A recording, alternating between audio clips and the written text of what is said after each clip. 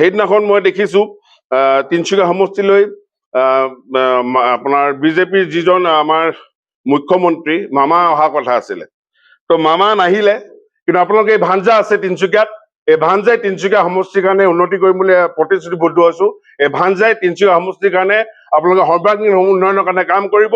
সকলো জাতি, সকলো ধৰ্ম, সকলো ভাষা ভাষী একগোট কৰি মই আগবাঢ়িম। ইয়াত সকলো সম উন্নয়ন, সম অধিকাৰ, সম মৰ্যাদা থাকিব। তো আপোনালোকে এইবাৰ এই নিজৰ ল'ৰাটোক বিশ্বাস কৰক। মোৰ কাৰণে আপোনালোকে কোনো ভোটাৰ নহয়, মোৰ কাৰণে আপোনালোকে কোনো সাধাৰণ জনতা নহয়। মোৰ কাৰণে আপোনালোক হ'ল, মই আপোনালোকৰ কাৰণে আপোনালোকৰ ল'ৰা, আপোনালোকৰ ভতিজা, কাৰোবাৰ কাৰণে দাদা, কাৰোবাৰ কাৰণে মই ভাই।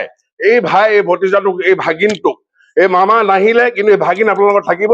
এই ভাগিনে আপোনালোকক এই তিনিচুকীয়া সমষ্টিৰ কাৰণে সৰ্বাংগীন উন্নয়নৰ কাৰণে কাম। তিনিচুকীয়াখনক লৈ মোৰ কিছু সপোন আছে, কিছু কৰিবলগীয়া মোৰ মনত ইচ্ছা আছে। মোৰ মনত আজি সৰুৰে পৰা মানে যেতিয়াৰ পৰাই মই বুজা হৈছো তেতিয়াৰ পৰাই মোৰ তিনিচুকীয়াখনলৈ মোৰ কিছুমান সপোন আছিল। আৰু ৰাজনৈতিক ক্ষেত্ৰত ভৰি দিয়াৰ লগে লগে সেই সপোনবিলাক আৰু অধিক বাঢ়িবলৈ ধৰিলে। আৰু মোৰ বিশ্বাস, যদি তিনিচুকীয়া সমষ্টিৰ ৰাইজে মোক এইবাৰ এই সমষ্টিটোৰ পৰা জয়যুক্ত কৰি পঠায়, মই তিনিচুকীয়াখন এখন সৰ্বাংগীন সুন্দৰ সমষ্টি কৰি গঢ়ি তুলিম বুলি মোৰ বিশ্বাস, মই কৰিম বুলি মই প্ৰতিশ্ৰুতিবদ্ধ। কথা হ'ল, আমাৰ তিনিচুকীয়া সমষ্টিটো বিভিন্ন ভাষা ভাষী ধৰ্মাধৰ্মীৰ লোকৰ এটা সমষ্টি। হিন্দু, মুছলিম, শিখ, ইছাই সকলো আমি একেলগে বসবাস কৰোঁ। যেতিয়া আমি স্কুলত পঢ়িছিলো তেতিয়া কোন হিন্দু, কোন মুছলিম, কোন শিখ, কোন ইছাই আমি নাজানিছিলো। কিন্তু যেতিয়া আমি ডাঙৰ হলো, যেতিয়া বিজেপি চৰকাৰখন আহিলে, তেতিয়া এনেকুৱা হ'ল যে লগৰ মাজতে ই মুছলিম, ই হিন্দু, ই শিখ, ই ইছাই এইবিলাক কথা আহিবলৈ ধৰিলে। তো মই এই আমাৰ যিখন চৰকাৰ, আমাৰ গৌৰৱ গগৈ দাই বৰ অসম গঢ়িবলৈ যিটো তেওঁ এটা সপোন ৰচিছে, এই বৰ অসমত আমি বিচাৰিছো যে আমি সকলোৱে একেলগে হিন্দু, মুছলিম, শিখ, ইছাই, জৈন সকলো আমি মিলিজুলি থাকিব লাগিব। সকলোৱে হাতে হাত ধৰি আগবাঢ়ি যাব লাগিব। কাজিয়া হলে ৰাম আৰু ৰহিমৰ মাজত কাজিয়া হৈছিলে, কিন্তু এতিয়া দেখা যায় ৰাম আৰু ৰহিম যেতিয়া কাজিয়া লাগে হিন্দু মুছলিম কৰিব যায়। মানে কমিউনেল, তেওঁলোকে এখন কমিউনেল কাজিয়া, মানে গোষ্ঠীগত সংঘৰ্ষ এতিয়া লগাবলৈ বিচাৰে। এই গোষ্ঠীগত সংঘৰ্ষটো মই তিনিচুকীয়া সমষ্টিৰ পৰা মই আঁতৰাব বিচাৰো। যদি ৰাইজে মোক ইয়াৰ পৰা নিৰ্বাচিত কৰি পঠিয়ায়, প্ৰথম কামেই হ'ব মোৰ তিনিচুকীয়া সমষ্টিটোত জাতি, ধৰ্ম, বৰ্ণ, ভাষা নিৰ্বিশেষে সকলোকে মিলা প্ৰীতি চেনেহ চদাই ৰখা। আৰু আগতে যি আছিলে, আমি ৰাম যদি ৰহিমে কাজিয়া লাগিছে, ৰাম ৰহিমে কাজিয়া লাগিছিলে, এইটো হিন্দু মুছলিমৰ কাজিয়া নাছিলে। এতিয়া কি হৈছে, ৰাম ৰহিম লাগি গ'লে গোষ্ঠীগত সংঘৰ্ষ, এই গোষ্ঠীগত সংঘৰ্ষ মই আঁতৰাব বিচাৰো। আৰু তিনিচুকীয়াখন যে আপোনালোকে যেনে বাণিজ্যিক চহৰ, ইয়াৰ প্ৰত্যেক জাতি জনগোষ্ঠীয়ে নিজৰ নিজৰ ঘৰ পৰিয়াল চলাবলৈ তেওঁলোকে নিজৰ নিজৰ দোকান পোহাৰ চলাই তেওঁলোকে জীৱন নিৰ্বাহ কৰি আছে।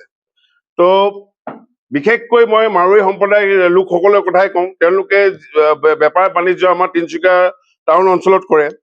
তো তেওঁলোকৰ কাৰণে মোৰ ইচ্ছা আছে যে যিসকলে ইয়াত বেপাৰ বাণিজ্য কৰিছে তেওঁলোকক যাতে কোনো এনেকুৱা দালাল চক্ৰই হওক বা কোনো এনেকুৱা দুষ্ট চক্ৰই হওক, তেওঁলোকে যাতে সেইসকলক দম দাদাগিৰি আৰু নচলিব তিনিচুকীয়াত। মই যোনদিনাখন MLA হৈ যদি হওঁ, তিনিচুকীয়াত দম দাদাগিৰি কোনো ইলিগেল হ'ব মই নিদিওঁ। সকলোৱে ভালভাৱে এটা সুস্থ পৰিৱেশ মই ইয়াত গঢ়িব বিচাৰো। মাৰোৱাৰীসকলৰ কাৰণে তেওঁলোকে দোকান দিয়ে, তেওঁলোকৰ যদি ইলিগেল কৰিছে, যিসকলে ইলিগেল কৰিছে তেওঁলোকৰ বেলেগ কথা।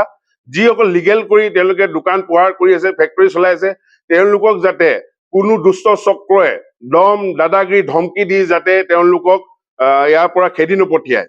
তেওঁলোকৰ ছেফটিৰ কাৰণে মই কাম কৰিম। বিশেষকৈ বেংগলী সমাজৰ কাৰণে এটা মোৰ আছে। যেতিয়া মই অলিয়ে গলিয়ে ঘূৰিছো 15টা ৱাৰ্ডত, দেখিছো বেংগলী আমাৰ যি হ'ল, মই তেওঁলোকক কওঁ বংগভাষী অসমীয়া। আমি প্ৰত্যেকেই অসমীয়া। কোনোবা বংগভাষী অসমীয়া আছে, হিন্দী ভাষী অসমীয়া, নেপালী ভাষী অসমীয়া, আমি প্ৰত্যেকে অসমীয়া। বংগভাষী অসমীয়াসকল মই যেতিয়া গৈছো 15টা ৱাৰ্ডত, তেতিয়া দেখো বংগভাষী বহুত দুখীয়া দুখীয়া লোক আছে। তেওঁলোকে তেতিয়া মই ঘূৰিছো ৱাৰ্ডবিলাকত, মোৰ মনত এটা ইচ্ছা প্ৰকাশ গ'ল যে মই এইসকলৰ কাৰণে কি কৰিব পাৰিম।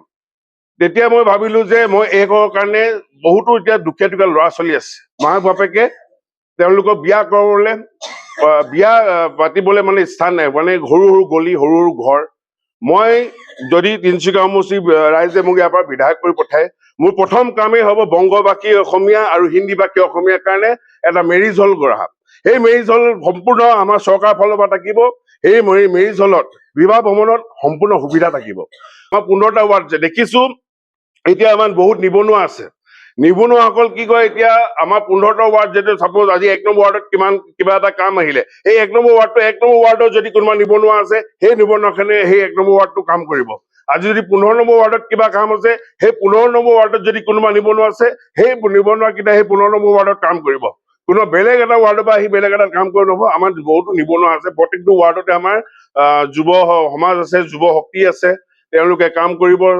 তেওঁলোকে মই বিচাৰো নিজৰ নিজৰ ৱাৰ্ডত তেওঁলোকে নিজে নিজে কাম কৰিব, কাৰণ নিজৰ ৱাৰ্ডৰ কথা তেওঁলোকে নিজে বেছি ভালকে বুজি পাব আনতকৈ। আৰু ৱাৰ্ডৰ তাৰপৰা গাঁওসমূহতো ঠিক তেনেদৰেই গাঁৱত যিসকল নিবনুৱা যুৱক আছে, সেই নিবনুৱা যুৱকসকলক প্ৰকৃত যিসকল খাটি খোৱা লোক আছে, তেওঁলোকক যাতে আমি চৰকাৰী সুবিধাসমূহ দিব পাৰো। যিসকলে ধৰক খেতি কৰিব বিচাৰে, মিল পালন কৰিব বিচাৰে। আজি দেখিছো চৰকাৰে উচ্ছেদ কৰিছে ঠিকেই, সেই উচ্ছেদৰ মাটিবোৰ কাক দিছে?